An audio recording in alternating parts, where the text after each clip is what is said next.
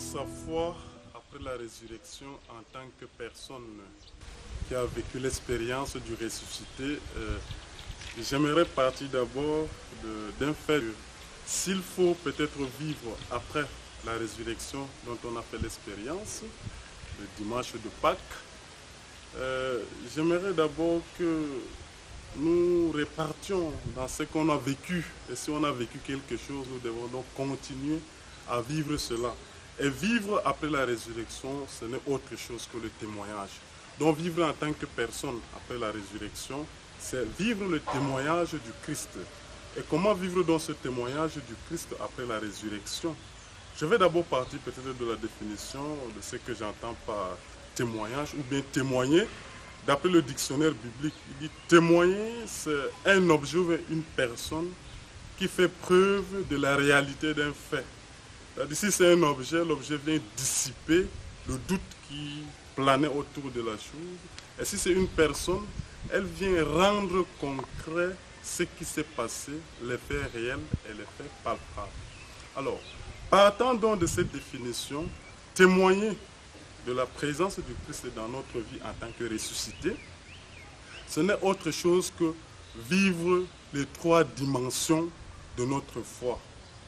Je m'explique. Nous avons d'abord la lex credendi, deuxièmement la lex orandi et troisièmement la lex vivendi, qui veut dire simplement la foi reçue ou vécue, la foi priante et troisièmement la foi que nous allons témoigner à travers notre vie. Alors, la foi reçue durant notre baptême doit faire preuve du fait que nous n'avons pas reçu un esprit qui doit nous faire endormir. Nous avons ou bien nous sommes censés ou bien appelés à témoigner de cet esprit qui nous appelle à manifester la présence du Christ dans notre vie. D'où l'importance de continuer ce qu'on peut appeler la catéchèse mystagogique après le baptême, continuer à donner cette catéchèse aux néophytes pour exprimer un peu le sens de ce qu'ils ont vécu durant le temps de baptême, surtout durant ce temps de Pâques. Pourquoi? Parce qu'après, l'expérience a montré qu'il y a désertion de la part des fidèles. Pourquoi? Parce qu'ils n'ont pas peut-être su canaliser le mystère dont ils ont reçu. Raison pour laquelle il faut donc une catéchèse, il faut donc un suivi de la part des pasteurs, ou bien nous qui sommes appelés à le faire. C'est dans la même optique que le pape François a défini dans Lumen Fidei au numéro 38, définit d'abord la foi que nous avons reçue comme une rencontre que nous avons faite dans l'histoire et qui doit se transmettre d'âge en âge. Si nous avons donc fait l'expérience dans l'histoire de la présence du Christ, et ça doit se faire transmettre. Pour faire transmettre donc cette foi, il y a certaines attitudes qu'il faut adopter en tant que chrétien. Et je descends donc au niveau du deuxième pilier qui est donc Alex Orandi, qui est donc la foi priante. Prier, aujourd'hui nous trouvons le pilier dans le Paternoster que le Christ nous a recommandé. Quand ses disciples ont demandé, apprends-nous à prier comme Jean-Baptiste a appris à ses disciples.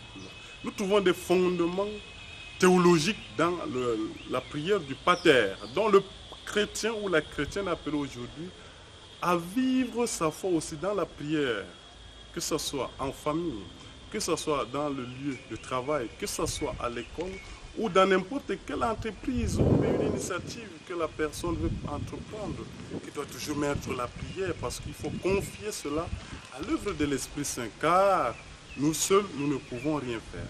Alors, dans la prière aussi, il ne consiste pas à rappeler ou bien à dire à Dieu ce qu'il doit faire ou bien à moraliser Dieu, mais plutôt que ce soit dans la supplication, les louanges ou bien action de grâce, remettre ses projets ou bien sa vie entre les mains de celui de qui nous l'avons reçu.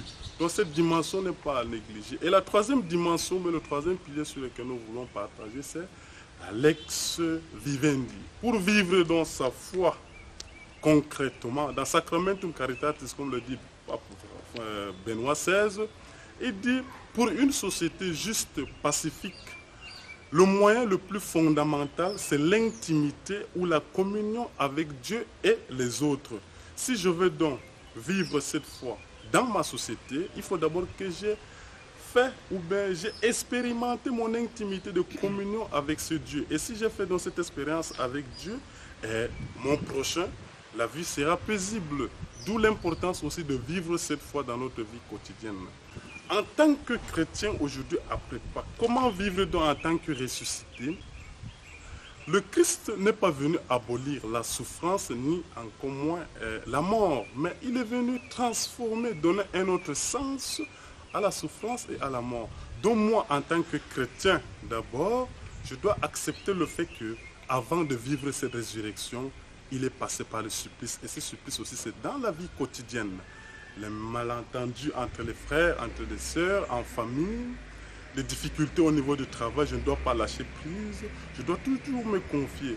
Voilà un peu en quelque sorte ce qu'on peut dire, vivre après la résurrection en tant que personne ressuscitée avec le Christ. Car, comme le dit Saint Paul dans 2 Corinthiens chapitre 5 verset 17, baptisés dans le Christ, nous sommes devenus des créatures nouvelles. Si je suis donc une créature nouvelle, je dois me revêtir du nouvel homme que j'ai eu au baptême et me dévêtir ou bien de me débarrasser du vieil homme dont mes habitudes qui ne m'honoraient pas en tant que chrétien, mais je dois aussi plutôt améliorer ma relation, que ce soit dans la prière, que ce soit en relation interpersonnelle avec mes frères, pour dire si le Christ est ressuscité, à sa place, tel acte, tel geste, est-ce qu'il aurait posé ça à l'égard de mes frères ou bien dans ma vie quotidienne?